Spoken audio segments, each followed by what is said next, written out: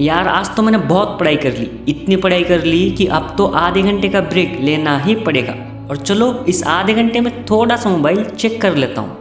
अब mobile check करते करते आधा घंटा हो गया, फिर 1 घंटा हो गया, 2 घंटे हो गए, लेकिन मोबाइल अब भी हाथ में ही है। हाथ से मोबाइल छूटा नहीं। और पिछले 2 घंटे से क्या चेक कर रहा है? फेसबुक, इंस्टाग्राम पर लोगों की रील्स। याद रखना, जब तू किताबों को छोड़कर सोशल मीडिया देख रहा है तो उसी टाइम हजारों, लाखों और ना जाने कितने सारे लोग तुझसे आगे बढ़ने की कोशिश कर रहे हैं। तू यहाँ पर रील्स देखकर मजे ले रहा है तो वहीं बाकी लोग जिंदगी की सीख ले रहे हैं। ये जो जिंदगी है ना दोस्त, ये इतनी आसान नहीं कि बाप के दिए हुए पैसों से पूरी लाइफ निकल जाएगी।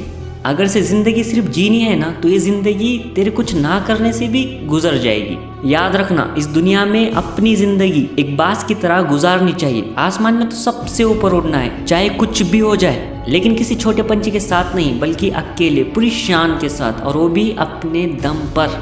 1 से 2 घंटे पढ़कर ब्रेक लेना अच्छी बात है, बहुत अच्छी बात है, लेकिन ब्रेक के बाद फिर से पढ़ने बैठना, ये आज के टाइम में एक चैलेंज है। और चैलेंज इसीलिए क्योंकि बार बार हमारा हाथ ना चाहते हुए भी मोबाइल की तरफ जाने लगता है। ऐसा लगता है कि मोबाइल चेक नहीं किया तो कुछ मिस कर रहा हूँ। अरे घायल तो यहाँ पर परिंदा है, लेकिन जो फिर से उड़ सके वही जिंदा है। परिंदा चाहे कितना ही छोटा क्यों ना हो, लेकिन जब एक परिंदा उड़ना सीख जाता है तो उसके सामने कितना ही विशाल समंदर क्यों ना आ जाए, वो उसके ऊपर से उड़ान भरने की ताकत रखता है। अगर से आज तूने पढ़ाई नहीं की तो याद रखना, कोई तेरे ही साथ तेरी उम्र का दूसरा तैयार बैठा है तुझसे आगे जाने के लिए।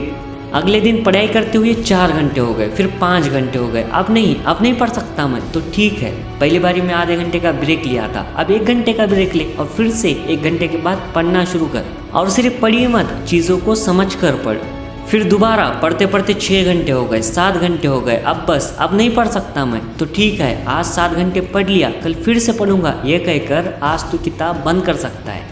लेकिन याद रखना, कल फिर से तुझे ही पढ़ना होगा, और आने वाले टाइम में तुझे ही तेरे पढ़ाई से फायदा भी होगा। तुझे यहाँ पर कुछ अलग करना है, कुछ करके दिखाना है, वो बनकर, खड़े होकर, आईने में देखकर मुस्कुराना है जो तू बनना चाहता है।